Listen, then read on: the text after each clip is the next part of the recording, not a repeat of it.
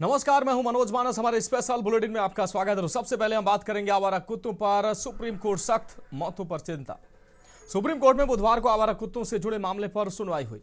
बहस में कुत्तों के मूड, कुत्तों की काउंसलिंग, कम्युनिटी डॉग्स और इंस्टीट्यूशन डॉग्स जैसे, आपको बता दें, इंस्टीट्यूशनलाइज्ड डॉग जैसे शब्द सामने आए हैं। कोर्ट ने सख्त टिप्पणी करते हुए कहा कि कुत्तों के कारण आम लोगों को आखिर कब तक परेशानी झेलनी पड़ेगी। अदालत ने स्पष्ट किया है कि उसका आदेश सड़कों के लिए नहीं बल्कि केवल संस्थागत क्षेत्रों के लिए है। कोर्ट की पीठ ने सवाल उठाया है कि स्कूलों, अस्पतालों और अदालत परिसरों के भीतर आवारा कुत्तों की क्या आवश्यकता है और उन्हें वहां से हटाने पर क्या आपत्ति हो सकती है। मामले की सुनवाई 2.5 घंटे तक चली। अगली सुनवाई 8 जनवरी को फिर से होनी है। तो कुत्तों के चलते लोग कब तक परेशानी झेलते रहेंगे, ये टिप्पणी सुप्रीम कोर्ट ने की है। स्कूल और कोर्ट्स कैंपस में कुत्तों की जरूरत क्या है, तो कोर्ट की यह टिप्पणी सामने आई है। आवारा कुत्तों को लेकर एक बार फिर से कोर्ट ने इस पर संज्ञान लिया है। एससी ने आवारा कुत्तों से जुड़े मामले पर सुनवाई की। कुत्तों के चलते लोग कब तक झेलेंगे परेशानी, ये टिप्पणी कोर्ट ने की है। स्कूल और कोर्ट कैंपस में कुत्तों की क्या जरूरत है, यहां भी आवारा कुत्ते घूमते रहते हैं। कुत्ते बच्चों, बड़ों को काट रहे हैं और लोग जो है परेशान हो रहे हैं। आखिर ये परेशान लोग कब तक परेशान होते रहेंगे, कुत्तों के चलते लोग कब तक परेशानी झेलेंगे, ये टिप्पणी कोर्ट के द्वारा की गई।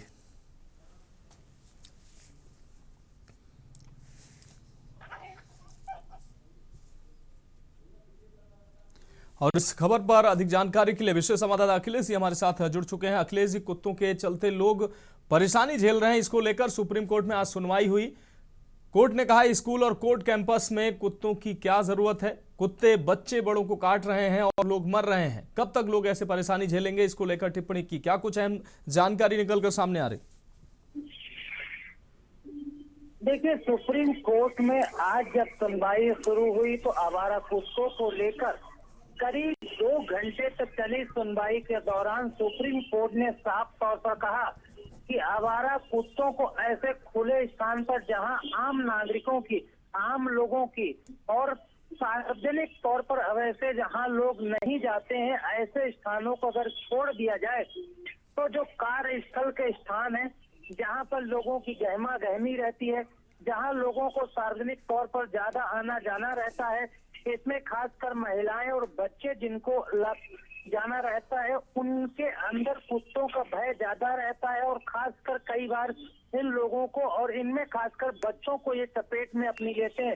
तो कहा गया चाहे वो कोर्ट हो, स्कूल हो, सरकारी दफ्तर हो, तमाम ऐसे सरकारी कैंपस हो, सरकारी संस्थान हो, सामाजिक संस्थान हो, जहां पर आम तौर पर लोगों की आवाजाही अधिक रहती है, ऐसे स्थानों पर कुत्तों की जरूरत क्या है, इनको कैसे आप कंट्रोल करेंगे, इनको कैसे वहां से हटाएंगे और वहां पर उनको क्यों आने दिया जा रहा है, इन तमाम सवालों के साथ करीब 2 घंटे की सुनवाई के बाद एक बार फिर कहा गया कि 8 तारीख को एक बार फिर सुनवाई होगी और इसमें यह तय करना होगा प्रशासनिक व्यवस्था को कि ऐसे स्थानों को कैसे कुत्तों से सुरक्षित रखा जाए, ऐसे स्थानों पर अगर कुत्ते आते हैं तो उसके लिए जिम्मेदारी किसकी तय की जाए, और अगर वहां कुत्ते आते हैं और किसी को काटते हैं और किसी को दुर्घटना होती है तो इसके लिए जिम्मेदार कौन होगा। इसकी पूरी एक विस्तृत रिपोर्ट सुप्रीम कोर्ट को 8 तारीख से पहले एक हलफनामा के तौर पर प्रशासनिक अधिकारियों को देना होगा।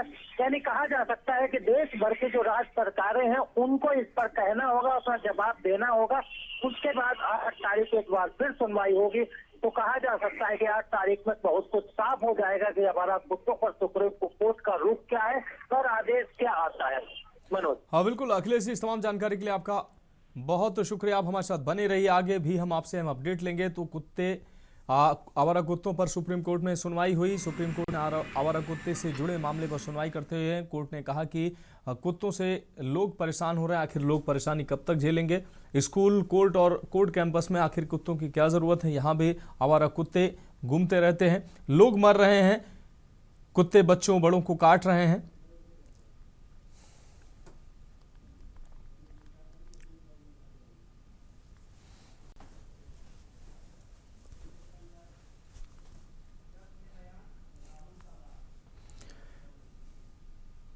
और अब हम बात करेंगे ट्रंप के बयान राहुल का वार। विपक्ष के नेता राहुल गांधी ने प्रधानमंत्री नरेंद्र मोदी पर एक बार फिर से तीखा हमला बोला है। राहुल गांधी ने उन पर दबाव के आगे झुकने का आरोप लगाया।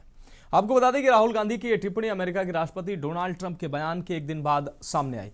दरअसल रिपब्लिकन पार्टी के सांसदों की बैठक में ट्रंप ने कहा था कि प्रधानमंत्री मोदी मुझसे मिलने आए थे और उन्होंने कहा, सर क्या मैं आपसे मिल सकता हूं।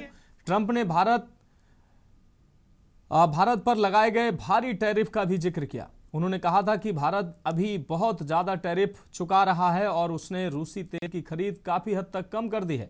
लिहाजा राहुल गांधी ने इस बयान से जुड़ा एक वीडियो सोशल मीडिया पर एक्स पर साझा किया और जिसका कैप्शन फर्क समझो सर जी करके उन्होंने एक बार फिर से प्रधानमंत्री नरेंद्र मोदी पर निशाना साधा।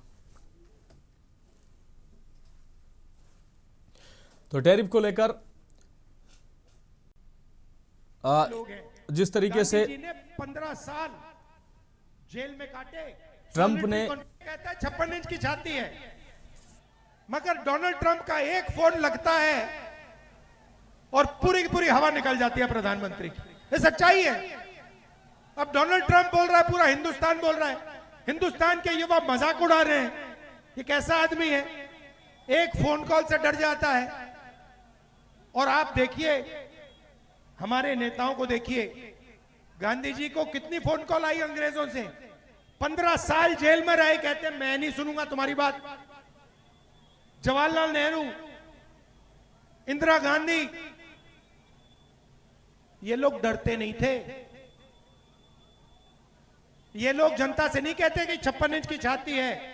जब टाइम आता। अखिलेश जी विशेष संवाददाता हमारे साथ लगातार जुड़े हुए हैं। अखिलेश जी, एक बार फिर से राहुल गांधी ने प्रधानमंत्री पर निशाना साधा। ट्रंप के बयान के बाद राहुल गांधी ने एक बार फिर से प्रधानमंत्री पर वार किया है। क्या कुछ अहम जानकारी देंगे? देखिए मनोज, लगातार अमेरिकी राष्ट्रपति कभी टैरिफ के बहाने, कभी रूस से तेल खरीदे जाने को लेकर तमाम तरह के बयानबाजी आती रहती है और उन बयानबाजी का खास तौर पर प्रधानमंत्री नरेंद्र मोदी के तरफ से कोई जवाब नहीं दिया जाता है। किसी मौके का फायदा उठाते हुए विपक्ष के नेता के तौर पर राहुल गांधी और दूसरे विपक्षी नेताओं के तरफ से लगातार ये सवाल उठाए जा रहे हैं कि किस तरह से अमेरिकी राष्ट्रपति ट्रंप धमकाने की स्टाइल में हो या फिर जी हजूरी की स्टाइल में जिस तरह से वो लगातार बयान देते हैं और वो भारत सरकार और भारत के प्रधानमंत्री को इशारा करके कहते हैं, विपक्ष कहता है लगातार भारत का अपमान हो रहा है, कमजोर प्रधानमंत्री साबित हो रहे हैं और अमेरिकी राष्ट्रपति डोनाल्ड ट्रंप के जिस तरह के बयान है उनका खुलकर जवाब देना चाहिए, सीधा जवाब देना चाहिए। अगर वो उन्होंने ऐसा किया है तो उस पर उनको जवाब देना चाहिए और अगर नहीं किया है तो अमेरिकी राष्ट्रपति के बयानों को सिरे से प्रधानमंत्री को खारिज करना चाहिए। इस तरह मंशा के तहत राहुल गांधी के तरफ से तमाम सवाल प्रधानमंत्री नरेंद्र मोदी की चुप्पी पर उठाए गए।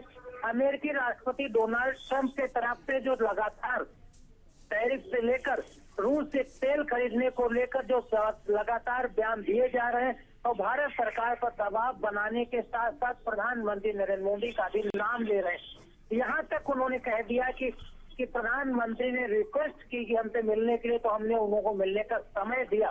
तो इस तरह से राहुल गांधी जो लगातार है सरकार को कटघरे में खड़ा करने के लिए, प्रधानमंत्री नरेंद्र मोदी को जवाबदेही तय करने के लिए और लगातार चुप्पी जो प्रधानमंत्री नरेंद्र मोदी की बरकरार है कि वो किसी भी बयान का अमेरिकी राष्ट्रपति के तरफ से जो भी बयान दिए जा रहे हैं टैरिफ से लेकर तेल खरीदने को लेकर प्रधानमंत्री की तरफ से किसी भी बयान का खुलकर ना तो जवाब दिया जा रहा है और ना तो उनके बयानों को खारिज किया जा रहा है।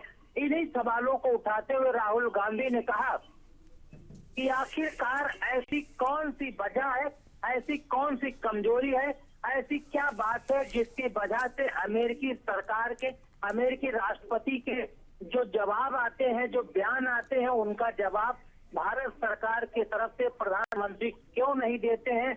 और जब इससे भारत की छवि पूरी दुनिया में धूमिल हो रही है, कमजोर हो रही है, उनकी साख गिर रही है, इसके लिए प्रधानमंत्री नरेंद्र मोदी जिम्मेदार है। तो राहुल गांधी ने पूरी सरकार को कटघरे में खड़ा करते हुए प्रधानमंत्री नरेंद्र मोदी को भी आज कटघरे में खड़ा कर दिया और कहा कि अमेरिकी राष्ट्रपति डोनाल्ड ट्रंप को जवाब देना चाहिए। विपक्ष उनके साथ खड़ा है और खड़ा रहेगा। बिल्कुल अखिलेश जी, इस तमाम जानकारी के लिए आपका बहुत बहुत शुक्रिया। तो ट्रंप के बयानों पर राहुल का मोदी पर एक बार फिर से वार सामने आया है। जिस तरीके से टैरिफ को लेकर पीएम मोदी पर निशाना साधा राहुल गांधी ने, ट्रंप के बयान के एक दिन बाद राहुल गांधी ने पीएम पर हमला किया है। उन्होंने कहा फर्क समझो सर जी, ये पोस्ट के माध्यम से उन्होंने प्रधानमंत्री पर निशाना साधा है। टैरिफ को लेकर पीएम मोदी पर उन्होंने निशाना साधा। ट्रंप द्वारा दिए गए बयान के एक दिन बाद निकल जाती है उन्होंने प्रधानमंत्री पर हमला बोला। उन्होंने इंदिरा गांधी और नेहरू का जिक्र करते हुए कहा कि इंदिरा गांधी और नेहरू कभी डरते नहीं थे। और अब हम बात करेंगे सोमनाथ मंदिर नेहरू के विरोध का आरोप। भाजपा प्रवक्ता सुधांशु त्रिवेदी ने पूर्व प्रधानमंत्री जवाहरलाल नेहरू पर सोमनाथ मंदिर के जीर्णोद्धार का विरोध करने का आरोप लगाया। उन्होंने दावा किया कि नेहरू ने पाकिस्तान को खुश करने के लिए मंदिर के इतिहास को नकारा और तत्कालीन राष्ट्रपति को भी उद्घाटन समारोह में जाने से रोका था। यह बयान प्रधानमंत्री मोदी के आगामी सोमनाथ यात्रा से ठीक पहले आया है। सोशल मीडिया प्लेटफॉर्म एक्स पर एक पोस्ट साझा करते हुए त्रिवेदी ने नेहरू द्वारा कथित तौर पर पाकिस्तान के तत्कालीन प्रधानमंत्री लियाकत अली खान को लिखे गए एक पत्र को साझा किया। त्रिवेदी ने दावा किया कि इस पत्र में नेहरू ने खान को प्रिय नवाबजादा कहकर संबोधित किया और सोमनाथ के दरवाजों की कथा को पूरी तरह झूठा बताया। भाजपा नेता का तर्क है कि यह पत्र एक प्रकार का आत्मसमर्पण था, जिससे यह संकेत मिलता है कि नेहरू ने भारत की सभ्यतागत विरासत की रक्षा करने के बजाय मंदिर के पुनर्निर्माण को कम महत्व देने की कोशिश की। उन्होंने आरोप लगाया कि पाकिस्तान के दुष्प्रचार का सामना करने के स्थान पर नेहरू ने पड़ोसी देश को खुश करने के लिए हिंदू ऐतिहासिक प्रतीकों का कमतर उन प्रतीकों को कमतर आंका।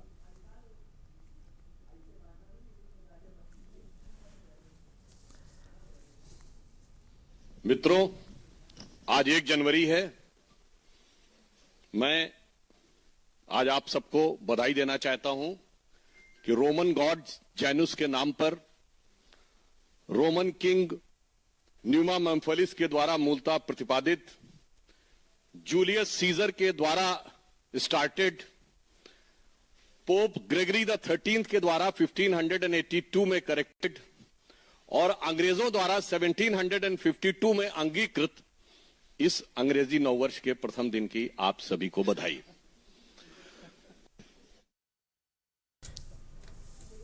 और अखिलेश जी विशेष संवाददाता हमारे साथ लगातार जुड़े हुए हैं। अखिलेश जी, इतिहास के दस्तावेज को साझा करते हुए सुधांशु त्रिवेदी जो भाजपा प्रवक्ता हैं, उन्होंने एक बार फिर से पंडित जवाहरलाल नेहरू पर निशाना साधा। सोमनाथ मंदिर को लेकर उन्होंने पंडित नेहरू के नफरत से जुड़ा उन्होंने बयान दिया। उन्होंने कहा कि दस्तावेजों के साथ और जो उसकी जो महिमा है उसको उस हिसाब से मौजूदा सरकार ने, उस वक्त की सरकार ने लिया नहीं और इस एक खत का भी उन्होंने जिक्र किया। क्या कुछ इस दौरान अहम जानकारी सामने आएगी?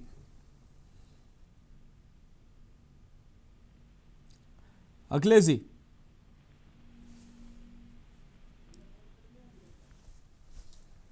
तो इतिहास के दस्तावेज साझा कर भाजपा नेता ने दावा किया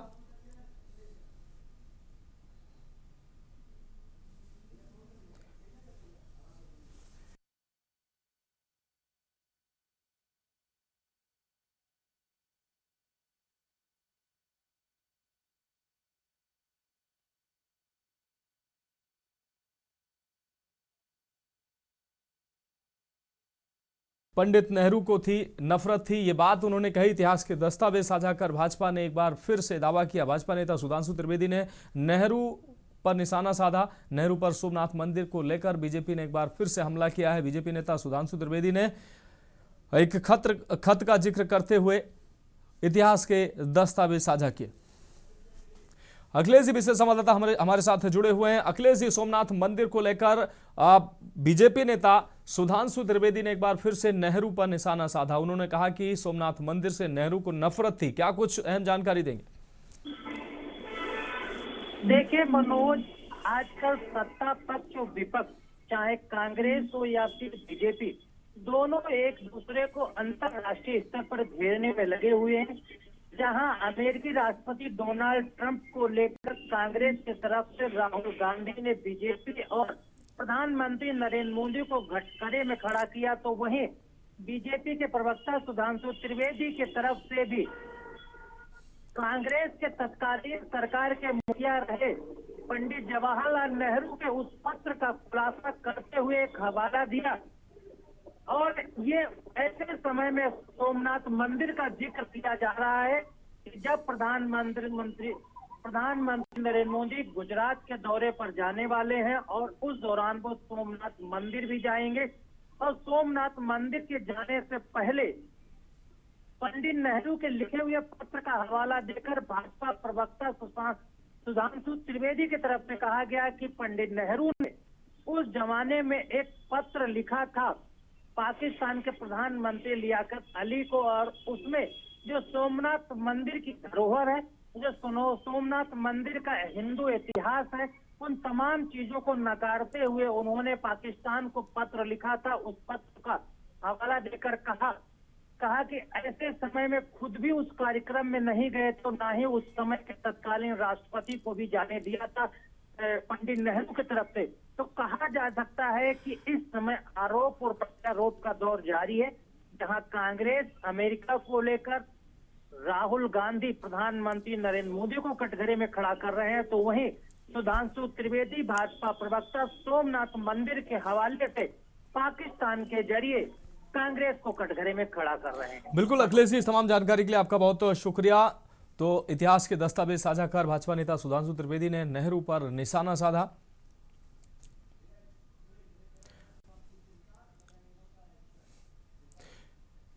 और फिलहाल हमारे स्पेशल बुलेटिन में वक्त एक ब्रेक का है, और ब्रेक के बाद हम बात करेंगे जन स्वास्थ्य की चिता नगर निगम का एक्शन।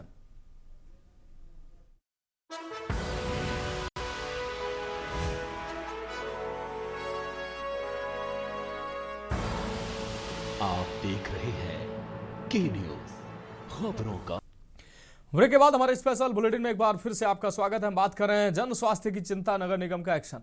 शहर में वायु प्रदूषण का नियंत्रण और स्वच्छ वातावरण बनाए रखने के लिए नगर निगम प्रशासन ने खुले में कूड़ा और पत्तियां जलाने के खिलाफ सख्त रुख अपनाया है। नगर निगम स्वास्थ्य विभाग लगातार निगरानी कर रहा है और नियमों का खुला उल्लंघन करने वालों पर चालान व जुर्माने की कार्रवाई की जा रही है। इस संबंध में नगर निगम के स्वास्थ्य अधिकारी डॉक्टर अविनाश खन्ना ने कहा कि खुले में कूड़ा या पत्तियां जलाने पर पूर्ण रूप से प्रतिबंध है और ऐसा करते पाए जाने पर संबंधित विभाग के खिलाफ विधिक अनुसार कार्रवाई की जाती है।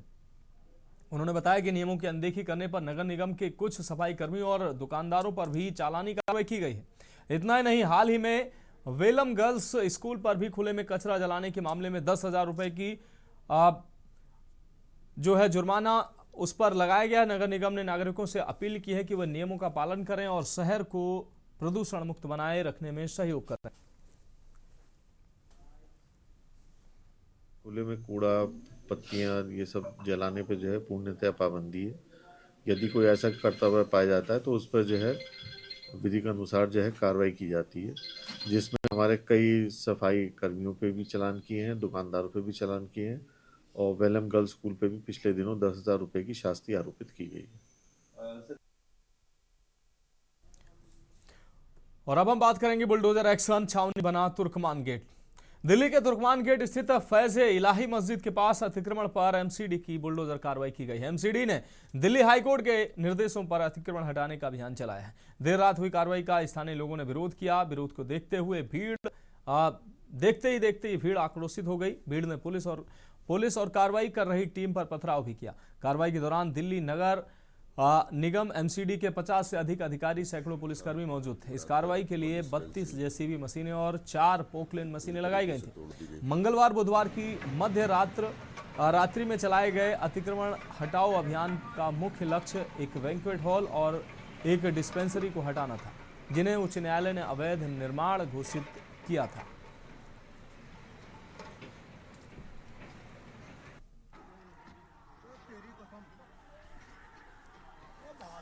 तो 4 पोकलेन मशीनें, 32 जेसीबी मशीनें इस अवैध निर्माण को गिराने के लिए पहुंची और इस दौरान लोगों की भीड़ उग्र हो गई, पत्थरबाजी की गई।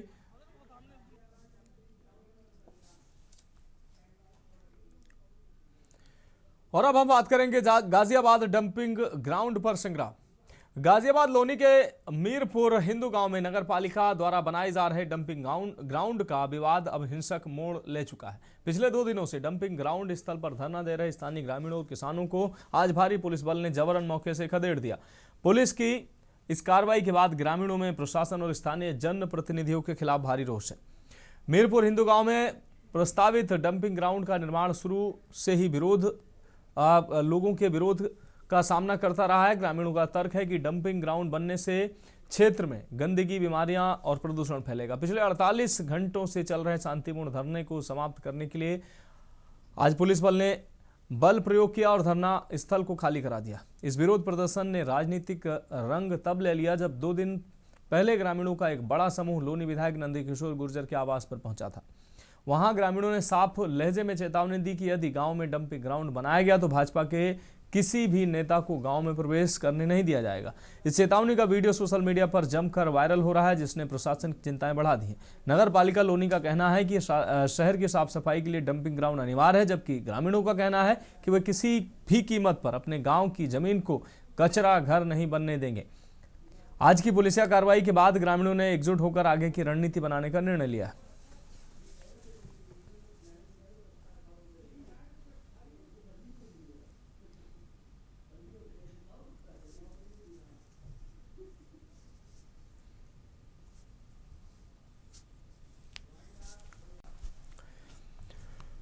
तो फिलहाल हमारे स्पेशल बुलेटिन में अभी के लिए मेरे साथ इतना ही। मुझे दीजिए इजाजत और आप देखते रहिए के न्यूज़ इंडिया।